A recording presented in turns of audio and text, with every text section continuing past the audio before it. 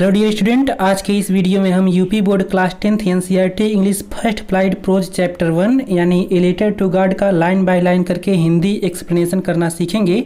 इस पूरे वीडियो में मैं आपको इस चैप्टर के एक एक लाइन का हिंदी अर्थ बताने के साथ साथ जो भी कठिन वर्ड्स रहेंगे उनका भी हिंदी अर्थ बताऊँगा, ताकि आपको इस चैप्टर का हिंदी एक्सप्लेनेशन अच्छे से समझ आ जाए। इस चैप्टर का नाम है ए लेटर टू गॉड, जिसका हिंदी अर्थ होगा भगवान को एक पत्र। और इस चैप्टर के राइटर हैं जीएल फ्रेंड्स, जो कि एक मैक्सिकन पोइट थे। चलिए जीएल फ्रेंड्स के बारे में अबाउट द ऑथर के माध्यम से थोड़ी अधिक जानकारी प्राप्त करते हैं। उसके बाद हम लोग अबाउट द लेसन देखेंगे, फिर इस चैप्टर का हिंदी एक्सप्लेनेशन करना सीखेंगे। The author of the story a letter to God is GL friends.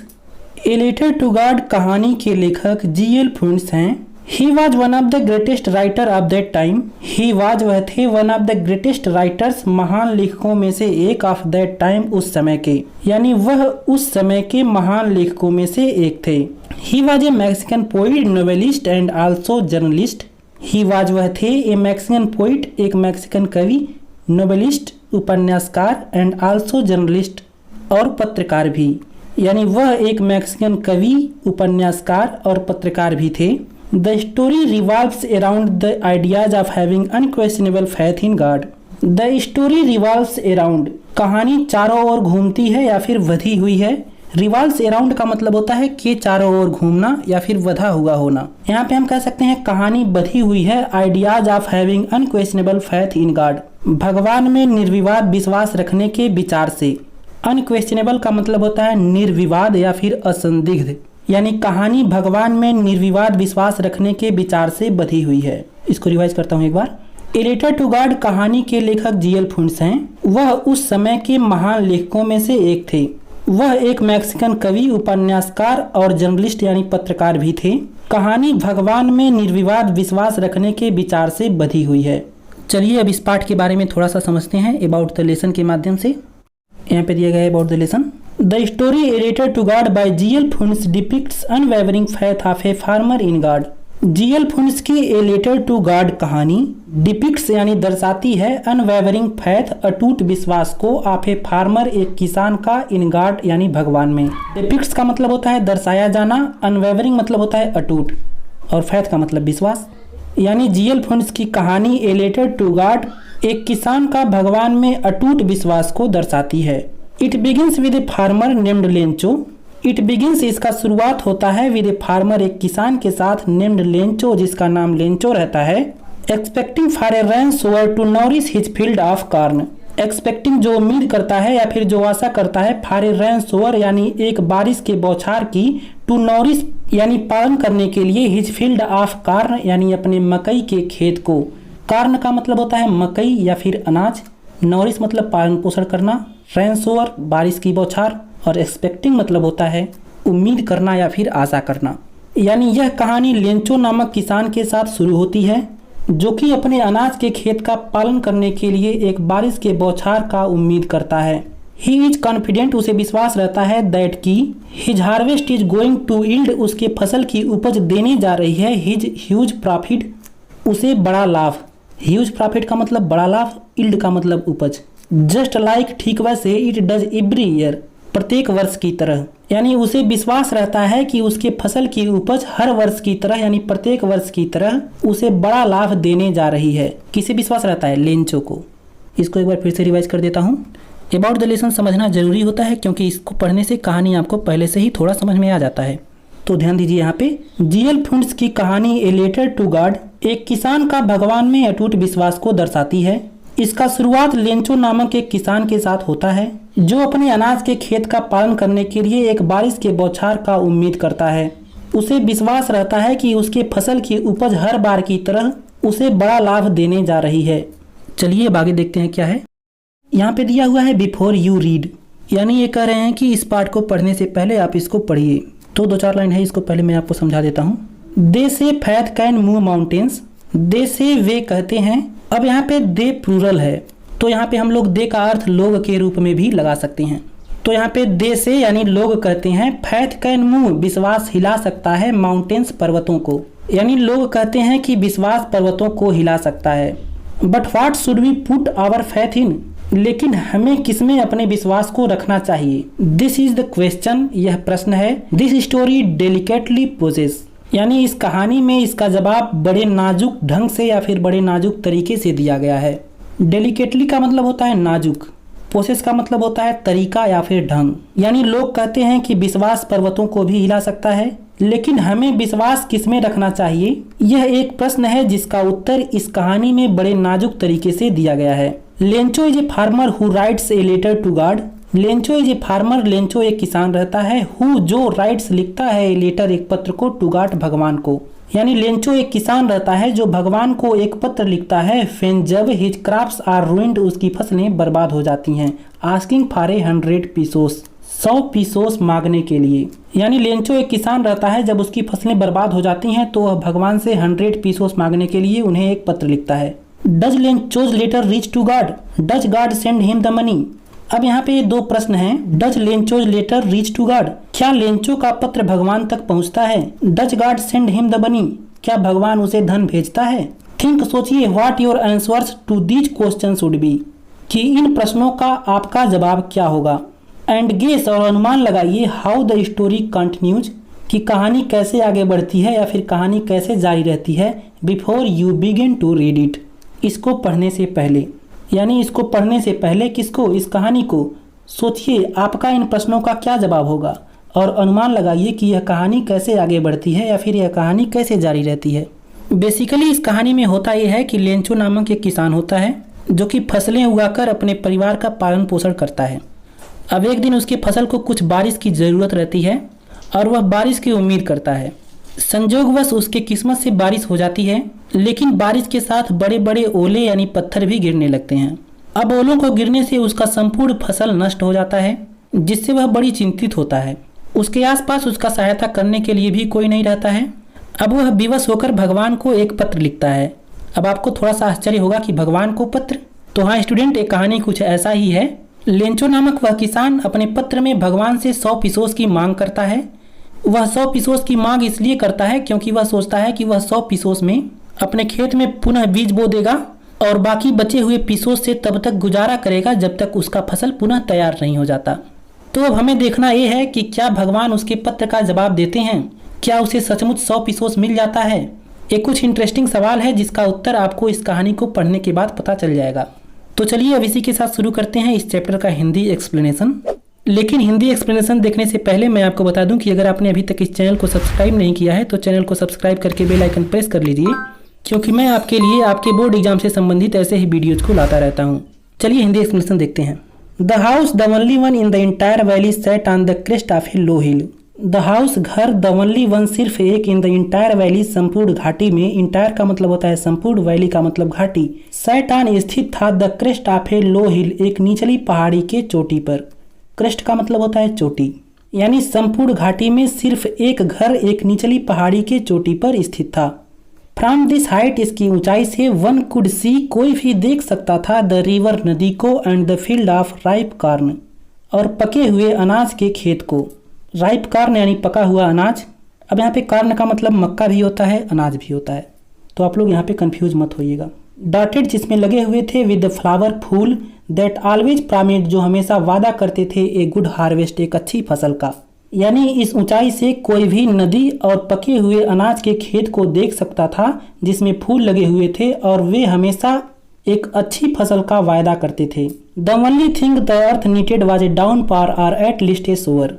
The only thing सिर्फ एक चीज, द अर्थ नीडेड पृथ्वी को जरूरत थी, वाज ए डाउन पावर एक मूसलाधार बारिश की।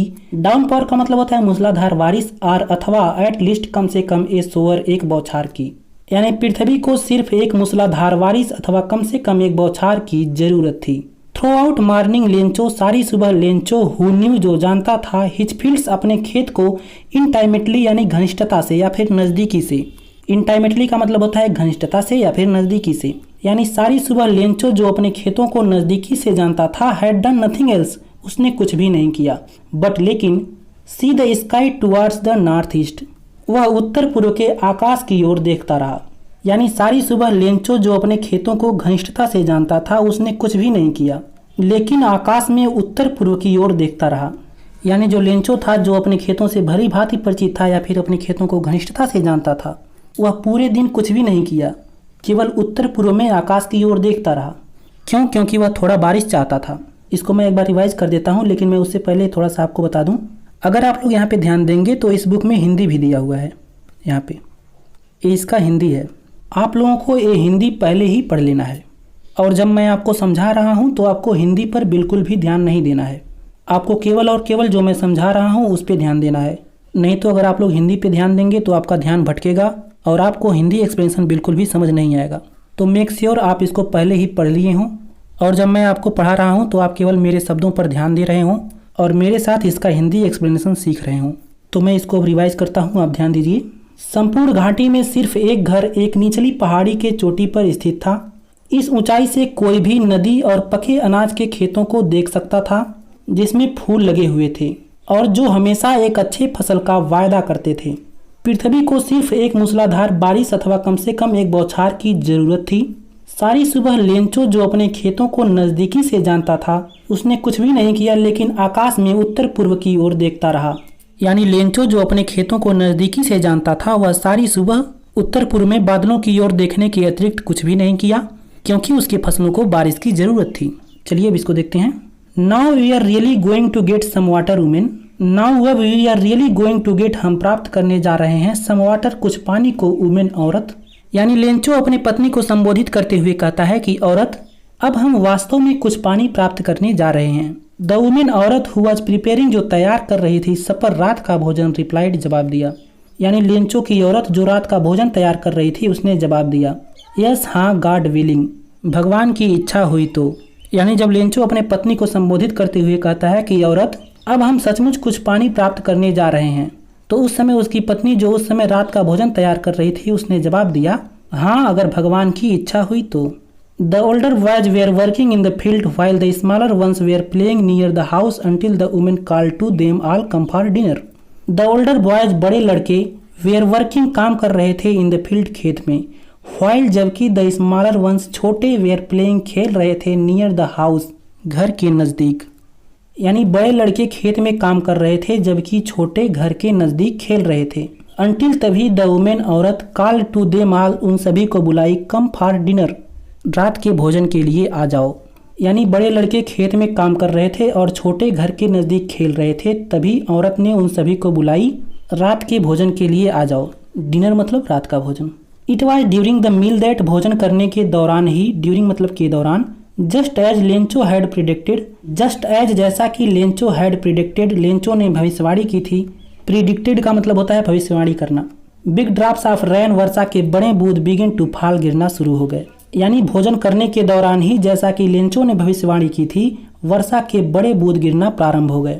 इन द नॉर्थ ईस्ट, उत्तर पूर्व से, ह्यूज माउंटेन्स ऑफ क्लाउड, बादलों के बड़े पर्वत, कुड बी सीन अप्रोचिंग, अपनी ओर आते हुए देखे जा सकते थे।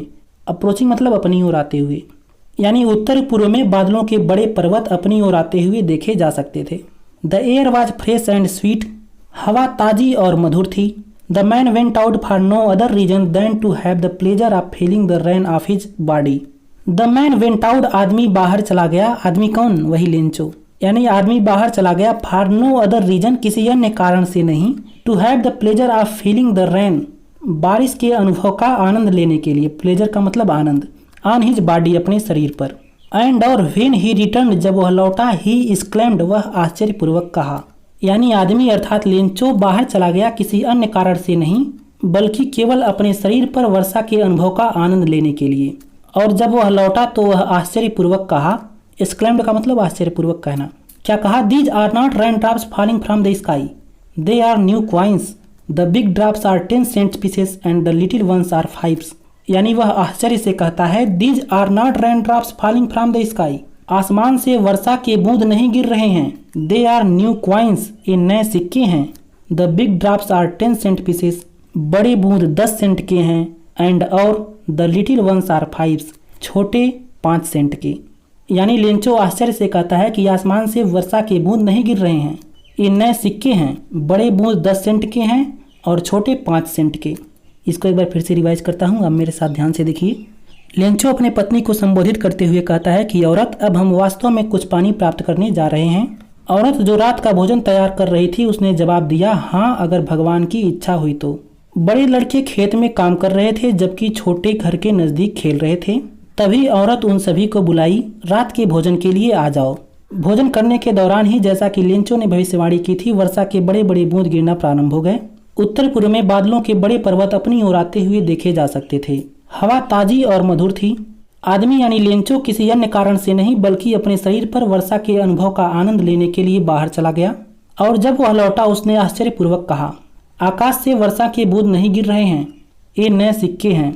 बड़े बूंद 10 सेंट के और छोटे 5 सेंट के हैं। चलिए अब आगे देखते हैं। विद ए सेटिस्फाइड एक्सप्रेशन, एक संतुष्टिपूर्ण भाव के साथ। सेटिस्फाइड का मतलब होता है संतुष्टिपूर्ण, एक्सप्रेशन का मतलब भाव। ही रिगार्डेड, उसने देखा, the field of ripe corn, पके हुए अनाज के खेत को, विथ इट्स फ्लावर, इसके फूलों के साथ। Draped in a curtain of rain, जो वर्षा की चादर में लिपटे हुए थे। ड्रैप्ड का मतलब लिपटा हुआ, कटरैन का मतलब चादर। यानी एक संतुष्टिपूर्ण भाव के साथ उसने पके हुए अनाज के खेत और इसके फूलों को देखा जो वर्षा की चादर में लिपटे हुए थे। बट सडनली, लेकिन अचानक, a strong wind begin to blow, एक तेज हवा चलना शुरू हो गई। ब्लो का मतलब होता है हवा का बहना। And along with the rain, और बारिश के साथ, very large hailstone begin to fall, बहुत बड़े बड़े पत्थर गिरना शुरू हो गए।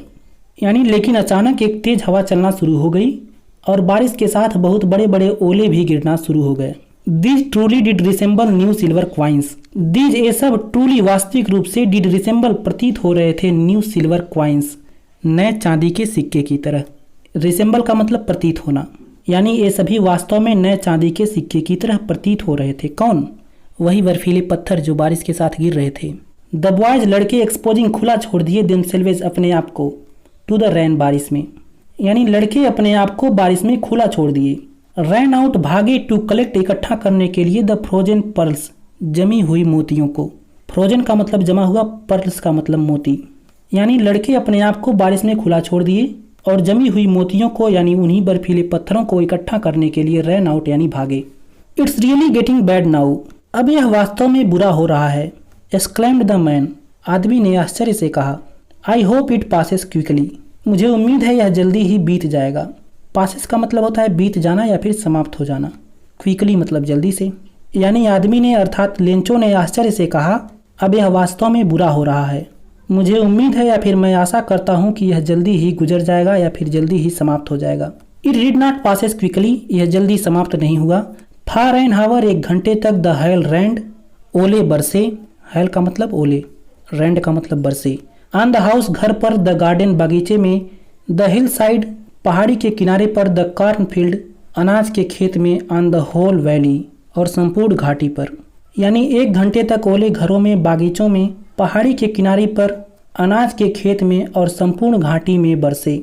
मतलब 1 घंटे तक ओले लगभग सभी जगह गिरते रहे। द फील्ड वाज व्हाइट, खेत सफ़ेद हो गया था।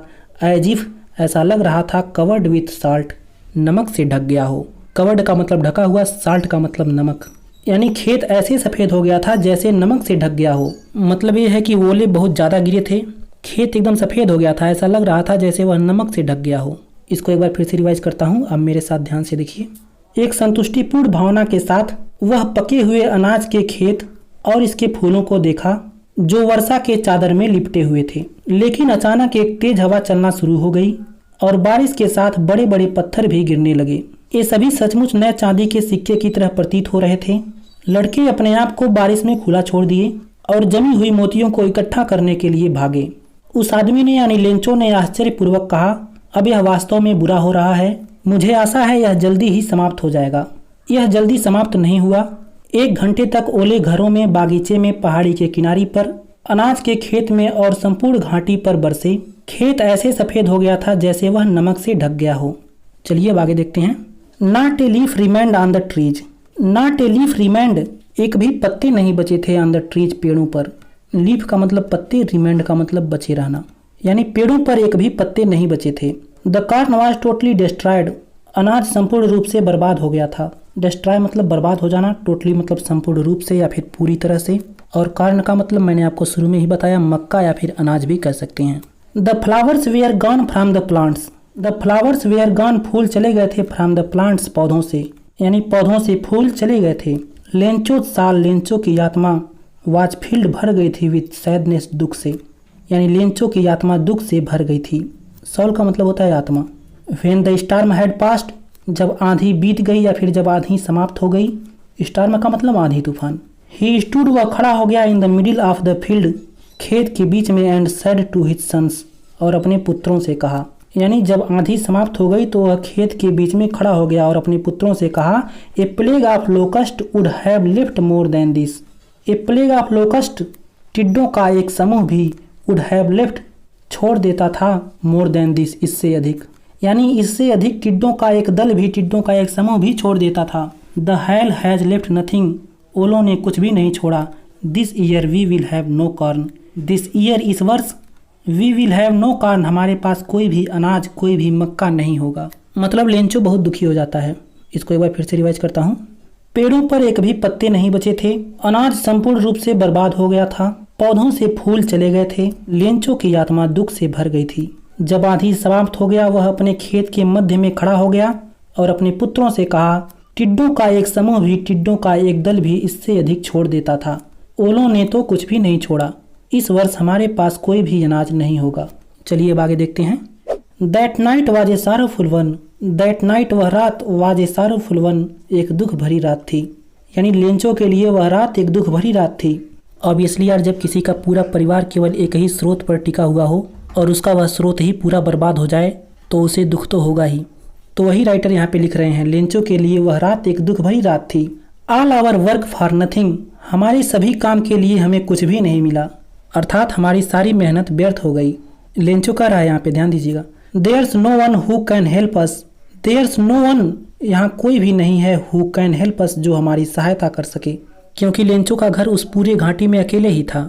आप अगर शुरू में ध्यान दिए होंगे तो शुरू में ही बताया गया है कि लेंचो का घर उस पूरी घाटी में अकेले ही था। We will all go hungry this year, we will all, हम सभी, गो हंग्री, भूखे रह जाएंगे, दिस ईयर, इस वर्ष, यानी इस वर्ष हम सभी भूखे रह जाएंगे। यानी राइटर यहाँ पे लिखते हैं कि that night was a sorrowful one, वह रात एक दुख भरी रात थी। लेंचो यहाँ पे विचार करता है कि हमारे सभी काम के लिए हमें कुछ भी नहीं मिला, अर्थात हमारी मेहनत व्यर्थ चली गई, यहाँ कोई भी नहीं है जो हमारी सहायता कर सके, इस वर्ष हम सभी भूखे रह जाएंगे। अब आगे देखते हैं। But in the hearts of all, but लेकिन in the hearts of all, उन सभी के हृदयों में, हु जो लिव्ड रहते थे, इन दैट सॉलिटरी हाउस, उस अकेले घर में, उस सुनसान घर में। सॉलिटरी मतलब होता है अकेला, सुनसान या फिर एकांत। इन the middle of the valley, घाटी के मध्य में। लेकिन उन सभी के हृदयों में जो घाटी के मध्य में उस एकांत घर में रहते थे, there was a single hope, केवल एक आशा थी, हेल्प फ्रॉम गॉड, भगवान से सहायता की। यानी उन सभी के हृदयों में जो घाटी के मध्य में उस एकांत घर में रहते हैं, केवल एक आशा रहती है, और वो क्या है, भगवान से सहायता की। डोंट बी सो अपसेट, इतना दुखी मत हो। Even though this seems like a total loss, even though, यद्यपि, दिस सीम से प्रतीत हो रहा है, लाइक ए टोटल लॉस, एक संपूर्ण हानि की तरह। यानी लेंचो अपने आप को और अपने परिवार को समझाते हुए कहता है कि इतना दुखी मत हो, यद्यपि यह संपूर्ण हानि की तरह प्रतीत हो रहा है। रिमेंबर, याद रखो, no ones dies of hunger, कोई भी भूख से नहीं मरता। दैट्स व्हाट दे से, इस प्रकार वे सभी कहते हैं। No one dies of hunger, कोई भी भूख से नहीं मरता। ऑल थ्रू द नाइट, सारी रात, लेंचो थॉट, लेंचो सोचता रहा, only of his one hope, सिर्फ अपनी एक आशा के बारे में। द हेल्प ऑफ गॉड, भगवान से सहायता की। यानी सारी रात लेंचो सिर्फ अपनी एक आशा के बारे में सोचता रहा, भगवान से सहायता की। हुज आइज, जिसकी आंखें, as he had been instructed, जैसा कि उसे रास्ता दिखा रही हूँ या फिर जैसा कि उसे सलाह दे रही हूँ। सी एवरीथिंग, वह सब कुछ देखता है। इवन, यहाँ तक कि, what is deep in one's conscience, कि किसी के अंतर आत्मा में क्या है उसे भी। यानी लेंचो भगवान के बारे में लिखता है कि जिसकी आंखें सब कुछ देखती हैं, यहाँ तक कि किसी के अंतर आत्मा में, यानी कंसियंस में, कंसियंस का मतलब होता है अंतरात्मा में क्या है उसको भी। यानी सारी रात लेंचो सिर्फ अपनी एक आशा के बारे में सोचता रहा, भगवान से सहायता की। जिसकी आंखें, जैसा कि उसे रास्ता दिखा रही हों, वह सब कुछ देखती हैं, यहाँ तक कि किसी के अंतरात्मा में क्या है उसे भी। Lencho was an ox of a man, Lencho मनुष्य होते हुए भी एक बैल था। वर्किंग लाइक एन एनिमल, पशुओं की तरह कार्य करता था। इन द फील्ड्स, खेतों में। बट लेकिन, still he knew how to write, still फिर भी ही न्यू, वह जानता था, हाउ टू राइट, कैसे लिखा जाता है। यानी लेंचो आदमी होते हुए भी एक बैल था। वह अपने खेतों में पशुओं की तरह कार्य करता था, लेकिन फिर भी वह जानता था कि कैसे लिखा जाता है। यहाँ पे राइटर ने लेंचो की तुलना एक बैल से की है। क्यों? क्योंकि लेंचो अपने खेतों में बहुत अधिक परिश्रम करता था, जानवरों की तरह कार्य करता था, और फिर भी वह जानता था कि लिखा कैसे जाता है, मतलब वह लिखना जानता था।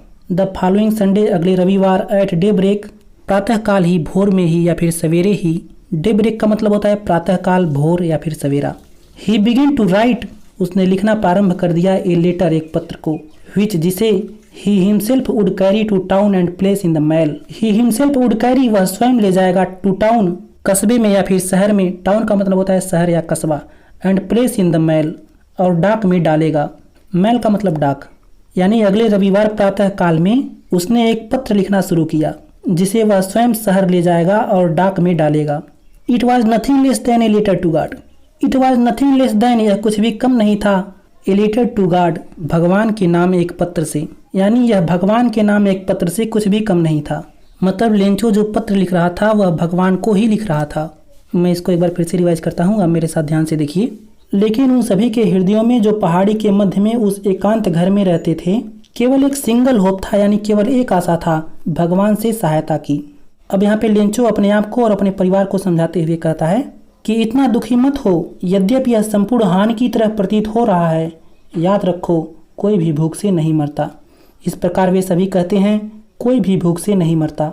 सारी रात लेंचो अपने उसी एक आशा के बारे में सोचता रहा, भगवान से सहायता की, जिसकी आंखें जैसे उसे रास्ता दिखा रही हों। वह सब कुछ देखता है, यहाँ तक कि किसी के अंतरात्मा के गहराई में क्या है उसे भी। लेंचो आदमी होते हुए भी एक बैल था, जो अपने खेतों में पशुओं की तरह कार्य करता था, लेकिन फिर भी वह जानता था कि कैसे लिखा जाता है। अगले रविवार प्रातः काल में वह एक पत्र लिखना प्रारंभ किया, जिसे वह स्वयं शहर लेकर जाएगा और डाक में डालेगा। यह भगवान के नाम एक पत्र से कुछ भी कम नहीं था। चलिए अब आगे देखते हैं। गॉड ही रोट, उसने लिखा भगवान। अब यहाँ पे ये बताया जा रहा है कि लेंचो अपने पत्र में भगवान को क्या लिखता है। ध्यान दीजिएगा यहाँ पे। ही रोट, उसने लिखा, गॉड, भगवान, if you don't help me, यदि आप मेरी सहायता नहीं करते, माई फैमिली, मेरा परिवार, एंड आई, और मैं, will go hungry this year, इस वर्ष भूखे रह जाएंगे। यानी वह अपने पत्र में लिखता है कि भगवान, अगर आप मेरी सहायता नहीं करते तो मेरा परिवार और मैं इस वर्ष भूखे रह जाएंगे। आई नीड 100 पीसोस, मुझे 100 पीसोस की ज़रूरत है। In order to sow my field, मेरे खेतों को बोने के लिए, अगेन, पुनः, एंड, और, टू लिव, जीवित रहने के लिए, अनटिल, तब तक, द क्रॉप्स कम, फसल नहीं आ जाते, यानी फसल नहीं उग जाते। बिकॉज, क्योंकि, द हेल स्टार्म्स, ओलों ने, उसके बाद डॉट डॉट डॉट यहाँ पे लगा दिया है, मतलब ओलों ने सब कुछ नष्ट कर दिया है। यानी वह अपने पत्र में क्या लिखता है? वह लिखता है, भगवान, यदि आप मेरी सहायता नहीं करते तो मेरा परिवार और मैं इस वर्ष भूखे रह जाएंगे। मुझे अपने खेतों को पुनः बोने के लिए और जब तक फसल नहीं आ जाते तब तक जीवित रहने के लिए 100 पीसोस की ज़रूरत है। ही रोट, वह लिखा, टू गॉड, भगवान को, ऑन द एनवलप, लिफाफे पर। यानी वह लिफाफे पर लिखा टू गॉड। नहीं होता है जिसको पत्र देना होता है सबसे पहले टू लगाकर उसका नाम लिखते हैं, उसके बाद फ्रॉम लिखते हैं। तो यहाँ पे लेंचो भगवान को पत्र दे रहा था, तो वह लिफाफे पर क्या लिखता है? टू गॉड, यानी भगवान को। तो वही राइटर यहाँ पे लिखते हैं, he wrote to God on the envelope, वह लिफाफे पर लिखा to God. Put the letter, पत्र को रखा, इनसाइड, अंदर, किसके अंदर? उसी लिफाफे के अंदर जिसके ऊपर वह लिखा था टू गॉड। एंड, और, स्टिल ट्रबल्ड, फिर बहुत कठिनाई से, ट्रबल्ड का मतलब परेशानी से, कठिनाई से, वेंट टू टाउन, शहर गया। यानी वह लिफाफे पर लिखा टू गॉड और पत्र को अंदर रख दिया और बहुत परेशानी से शहर गया। एट द पोस्ट ऑफिस, यानी डाकघर पर, पोस्ट ऑफिस का मतलब होता है डाकघर। He placed a stamp on the letter, he placed a stamp, वह एक स्टैम्प चिपकाया, ऑन द लेटर, पत्र पर, एंड ड्रॉप्ड इट, और इसे डाल दिया, इनटू द मेल बॉक्स, डाक पेटी में। मेल बॉक्स का मतलब होता है डाक पेटी। यानी डाकघर पर वह पत्र पर एक स्टैम्प चिपकाया और इसे डाक पेटी में डाल दिया। वन ऑफ द एम्प्लॉयज, कर्मचारियों में से एक, हु वाज ए पोस्टमैन, जो एक डाकिया था, and also helped at the post office, और पोस्ट ऑफिस पर यानी डाकघर पर सहायता भी करता था। मतलब उन कर्मचारियों में से एक जो एक डाकिया था और पोस्ट ऑफिस पर यानी डाकघर पर सहायता भी करता था, वेंट टू हिज बॉस, अपने मालिक के पास गया, लाफिंग हर्टली, दिल से हंसते हुए, एंड शोड हिम, और उन्हें दिखाया, द लेटर टू गॉड, भगवान के नाम उस पत्र को। यानी कर्मचारियों में से एक जो कि एक डाकिया था और पोस्ट ऑफिस पर सहायता भी करता था। वह अपने मालिक के पास दिल से हंसते हुए गया और उन्हें भगवान के नाम उस पत्र को दिखाया। मतलब भगवान के नाम उस पत्र को जैसे ही वह डाकिया देखता है वह हंसने लगता है और हंसते हुए उस पत्र को अपने बॉस के पास यानी अपने मालिक के पास लेकर जाता है। नेवर इन हिज करियर, अपने पूरे सेवा काल में कभी नहीं, करियर का मतलब होता है सेवा काल। एज ए पोस्टमैन, एक पोस्टमैन के रूप में, had he known that address, वह उस पते को जानता था। मतलब वह अपने सेवा काल में, वह अपने पूरे करियर में ऐसे पते को कभी नहीं जानता था। द पोस्टमास्टर यानी डाक मालिक, ए फैट एंड एम्बल फेलो, एक मोटा और हंसमुख व्यक्ति था। यानी जो डाकिया था वह एक मोटा और हंसमुख व्यक्ति था। आल्सो ब्रोक आउट लाफिंग, वह भी जोर से हंसने लगा। बट लेकिन ऑलमोस्ट इमीडिएटली, लगभग तुरंत, ही टर्न्ड सीरियस, वह गंभीर हो गया। एंड और tapping the later on his desk, अपने डेस्क पर उस पत्र को थपथपाते हुए कमेंटेड यानी कहा, व्हाट फैथ, कितना विश्वास है। I wish I had the faith of the man, काश मेरे पास भी उस आदमी की तरह विश्वास होता, हु, जिसने रोट दिस लेटर, इस पत्र को लिखा है। यानी वह डाक मालिक सीरियस होकर, गंभीर होकर कहता है, कितना विश्वास है, काश मेरे पास भी उस आदमी की तरह विश्वास होता जिसने इस पत्र को लिखा है। Starting up A correspondence with God, starting up जो प्रारंभ कर रहा है, जो शुरू कर रहा है, एक कोरस्पोंडेंस, एक पत्र व्यवहार, एक पत्राचार, विद गॉड, भगवान के साथ। यानी जो भगवान के साथ एक पत्र व्यवहार आरंभ कर रहा है। कोरेस्पोंडेंस मतलब होता है पत्राचार या फिर पत्र व्यवहार। एक बार इसको रिवाइज करता हूँ, अब मेरे साथ देखिएगा। उसने लिखा कि भगवान, यदि आप मेरी सहायता नहीं करते तो मेरा परिवार और मैं इस वर्ष भूखे रह जाएंगे। मुझे अपने खेत को पुनः बोने के लिए और जब तक फसल नहीं आ जाते तब तक जीवित रहने के लिए 100 पीसोस की ज़रूरत है, क्योंकि ओलों ने सब कुछ बर्बाद कर दिया है। उसने लिफाफे पर लिखा टू गॉड और पत्र को अंदर रख दिया और बहुत परेशानी से शहर गया। डाकघर पर वह पत्र पर एक स्टैंप लगाया और इसे डाक पेटी में डाल दिया। कर्मचारियों में से एक, जो एक डाकिया था और पोस्ट ऑफिस पर सहायता भी करता था, दिल से हंसते हुए अपने मालिक के पास गया और भगवान के नाम उस पत्र को उन्हें दिखाया।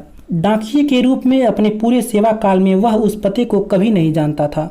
डाक मालिक, जो एक मोटा और हंसमुख व्यक्ति था, वह भी जोर से हंसने लगा, लेकिन लगभग तुरंत वह गंभीर हो गया और अपने डेस्क पर पत्र को थपथपाते हुए कहा, कितना विश्वास है, काश मेरे पास भी उस आदमी की तरह विश्वास होता जिसने इस पत्र को लिखा है और जो भगवान के साथ एक पत्राचार प्रारंभ कर रहा है। चलिए अब आगे देखते हैं। So in order not to shake the writer's faith in God, so इस प्रकार, इन ऑर्डर इसी क्रम में, नॉट टू शेक हिलने न पाए, शेक का मतलब डगमगाना या हिलना, द राइटर्स फैथ लेखक का विश्वास, इन गॉड भगवान में, यानी इस प्रकार लेखक का विश्वास भगवान में डगमगाने न पाए। The postmaster came up with an idea, डाक मालिक को एक विचार आया। आंसर द लेटर, पत्र का जवाब देने का, यानी इस प्रकार लेखक का विश्वास भगवान में डगमगाने न पाए। पोस्टमास्टर यानी डाक मालिक को पत्र का जवाब देने का एक विचार आया। बट लेकिन, व्हेन ही ओपनड इट, जब वह इसे खोला, किसे, पत्र को, इट वॉज एविडेंट, यह स्पष्ट था, दैट की टू आंसर इट, इसका जवाब देने के लिए, he needed something more than the goodwill ink and paper, he needed something more, उन्हें कुछ और भी चीज की जरूरत है, than goodwill ink and paper, नेककार स्याही और पेपर की अपेक्षा। मतलब लेकिन जब वह इसे खोला तो यह स्पष्ट था कि इसका जवाब देने के लिए उन्हें अच्छाई, स्याही और कागज के अलावा कुछ और भी चीज की जरूरत थी। But he stuck to his resolution, but he stuck, लेकिन वह अड़ा रहा, टू हिज रिजोल्यूशन, अपने निश्चय पर। स्टक का मतलब अड़े रहना, रिजोल्यूशन मतलब निश्चय, यानी लेकिन वह अपने निश्चय पर अड़ा रहा। He asked for money from his employees, he asked for money, वह धन के लिए कहा, फ्रॉम हिज एम्प्लॉइज, अपने कर्मचारियों से। He himself gave a part of his salary, he himself gave, उसने स्वयं दिया, ए पार्ट ऑफ हिज सैलरी, अपने वेतन का एक भाग। And several friends of his, और अपने कुछ मित्रों को भी, वेयर ओब्लाइज्ड, विवश किया, टू गिव समथिंग, कुछ देने के लिए, for an act of charity, एक दान के कार्य के लिए। चैरिटी मतलब दान।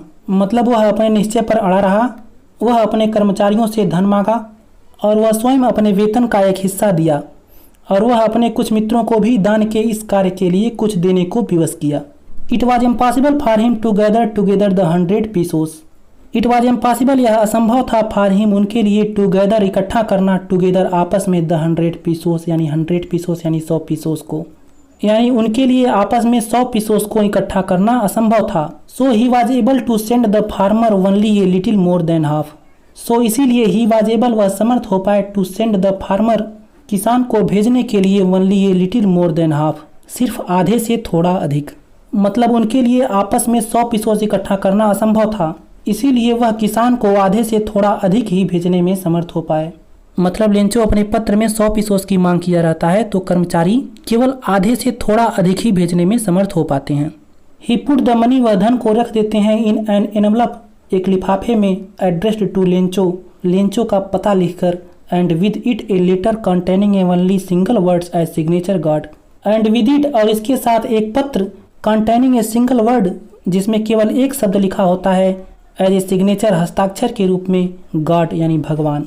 यानी वह धन को लेंचो के पता और एक पत्र के साथ, जिसमें हस्ताक्षर के रूप में केवल एक सिंगल वर्ड भगवान लिखकर एक लिफाफे में रख देते हैं। मतलब उस लिफाफे में केवल धन रहता है और वह एक पत्र रहता है जिसमें हस्ताक्षर के रूप में केवल एक शब्द लिखा रहता है, गॉड। एक बार इसको रिवाइज करता हूँ, आप मेरे साथ ध्यान से देखिए।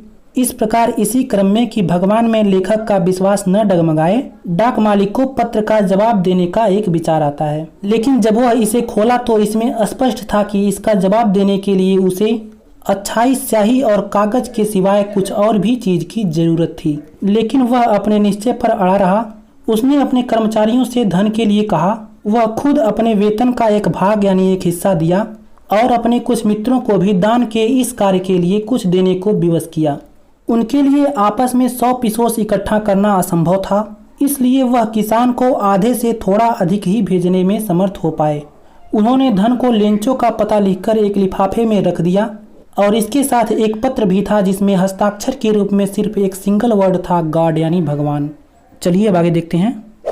The following Sunday Lencho came a bit earlier than usual to ask if there was a letter for him.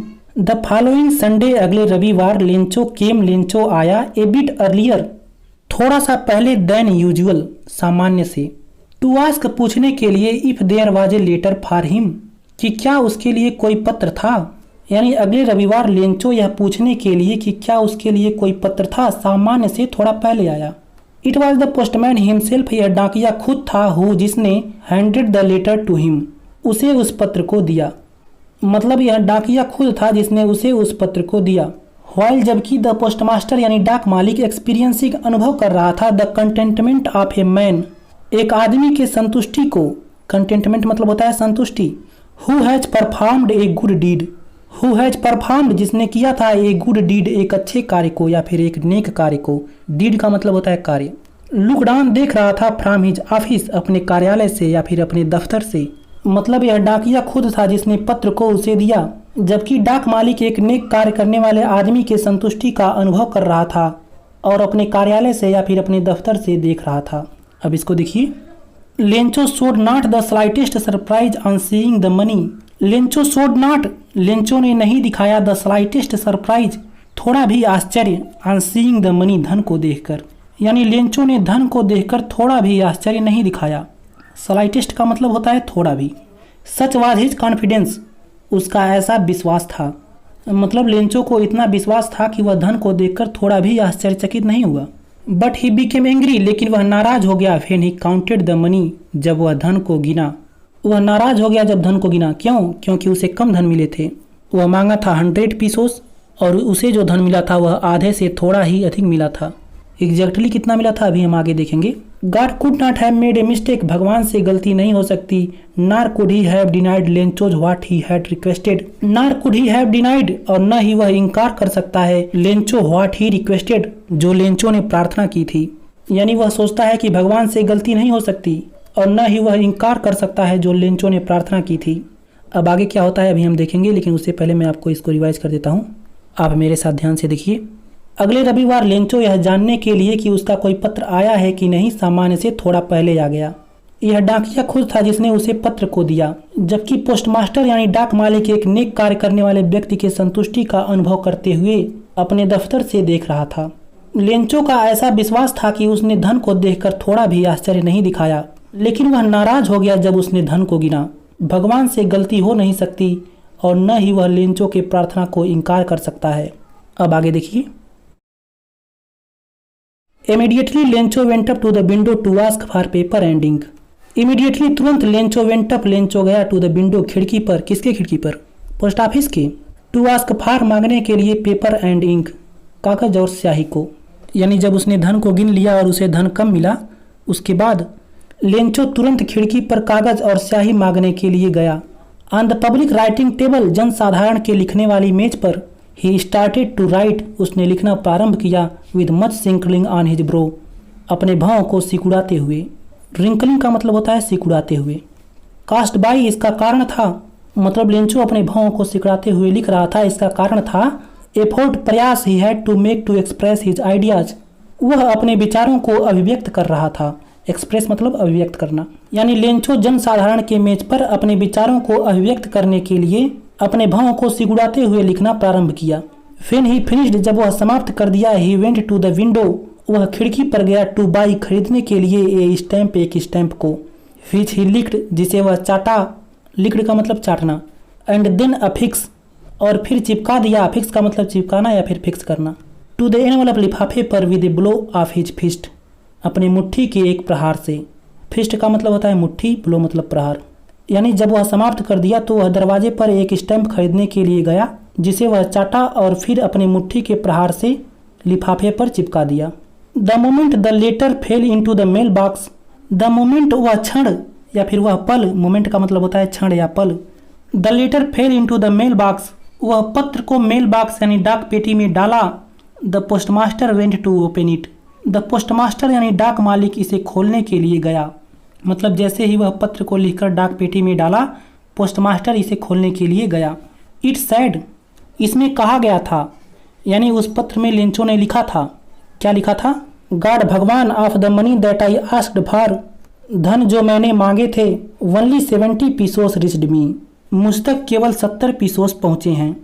यानी उसने अपने दूसरे पत्र में लिखा कि भगवान, जो धन मैंने मांगे थे केवल 70 पीसोस मुझ तक पहुँचे हैं। यानी उसे धन कितना मिला था? 70 पीसोस।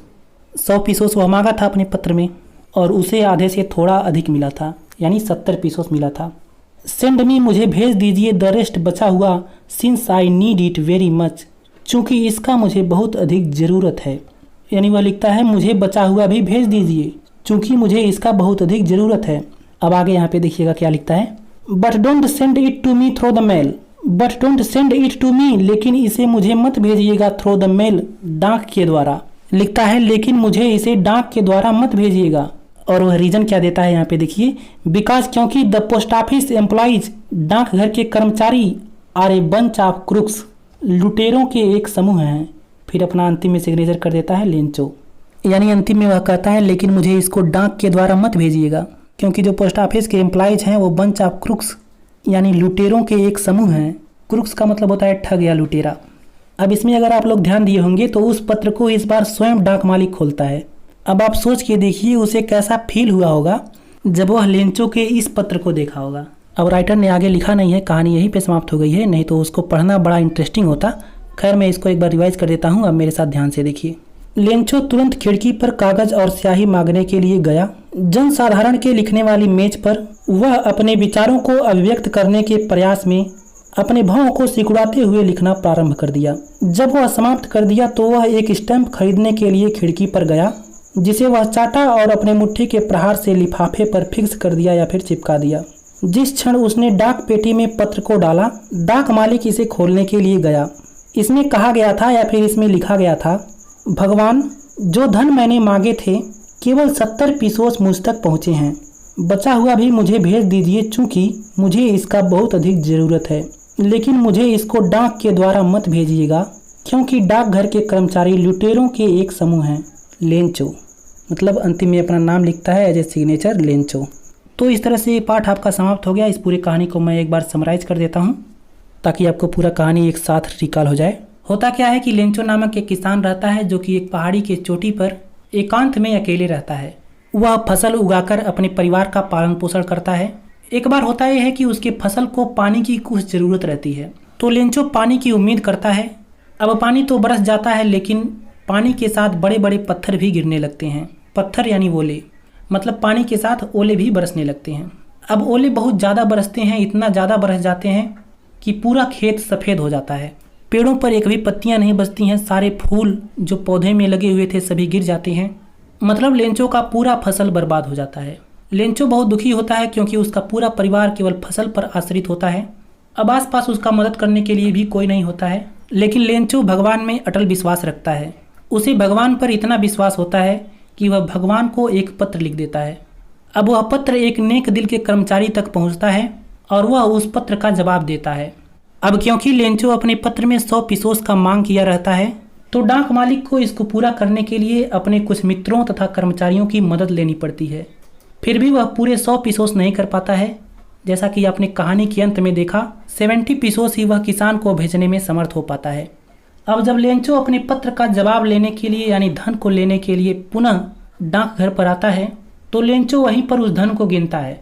अब क्योंकि जो धन था वो पूरा नहीं था, इस पर लेंचो नाराज हो जाता है और वह सोचता है कि भगवान से गलती हो नहीं सकती और न ही भगवान लेंचो के प्रार्थना को अस्वीकार कर सकते हैं। उसे लगता है कि पोस्ट ऑफिस के कर्मचारी ही उसके कुछ पैसों को चुरा लिए हैं। तो फिर इसके जवाब में लेंचो वहीं पर एक और पत्र लिखता है, जिसमें वह लिखता है कि भगवान, जो धन मैंने मांगे थे मुझ तक केवल 70 पीसोस ही पहुँचे हैं। मुझे बाकी का धन भी भेज दीजिए क्योंकि मुझे इसका इस समय बहुत अधिक ज़रूरत है। और लेंचो उसमें यह भी लिखता है कि मुझे बाकी का बचा हुआ धन डाक के द्वारा मत भेजिएगा क्योंकि डाकघर के कर्मचारी लुटेरों के एक समूह हैं। और फिर वह इस तरह से कुछ उस पत्र में लिखकर डाक पेटी में डाल देता है। डाक मालिक उसको पत्र को लिखते हुए पहले से ही देख रहा था, इसलिए जैसे ही वह पत्र डाक पेटी में डालता है, डाक मालिक उसे तुरंत खोलने के लिए जाता है। और जब वह उस पत्र को खोलता है तो क्या लिखा हुआ पाता है, मैंने आपको पहले ही बता दिया। तो ऐसा कुछ कहानी था जिसने मदद की, उसी को लेंचो ने ठगों का समूह बता दिया। लेकिन बेसिकली इस पूरे चैप्टर में राइटर ने केवल एक चीज़ पर फोकस किया है और वो है भगवान में दृढ़ विश्वास का होना। जैसा कि आपने इस कहानी में देखा कि वह किसान जो भगवान में इतना विश्वास रखता है कि वह भगवान को पत्र लिखता है। और संयोग देखिए कि वह पत्र एक ऐसे इंसान को मिलता है जो कि वह उसके परेशानी को समझता है और उसका जवाब भी देता है। और इसी कोइंसिडेंस को, इसी संयोग को राइटर ने बड़े अच्छे ढंग से हाईलाइट किया है, जो कि अत्यंत सराहनीय है। तो मुझे लगता है कि मैंने इस चैप्टर का हिंदी एक्सप्लेनेशन आपको बहुत अच्छे तरीके से समझा दिया है। आपको ये वीडियो कैसा लगा मुझे नीचे कमेंट करके ज़रूर बताइएगा। इसके अलावा अगर आपका कोई सवाल या सुझाव है तो आप उसको भी नीचे कमेंट करके बता सकते हैं। और अगर ये चैप्टर आपको अच्छे से समझ आ गया हो तो इस वीडियो को ज़रूर से लाइक कीजिएगा। साथ में इस वीडियो को अपने दोस्तों के साथ भी शेयर कीजिएगा क्योंकि नॉलेज शेयर करने से ही बढ़ता है। और अगर आप इस चैनल पर न्यू हैं तो चैनल को सब्सक्राइब कीजिएगा, साथ में बेल आइकन को भी प्रेस कर लीजिएगा क्योंकि मैं आपके लिए ऐसे ही वीडियोज़ को लगातार लाता रहता हूँ। तो चलिए स्टूडेंट, इस वीडियो में सिर्फ इतना ही। मैं आपसे फिर मुलाकात करूँगा एक अलग वीडियो में अलग टॉपिक के साथ। तब तक के लिए दीजिए इजाज़त। धन्यवाद।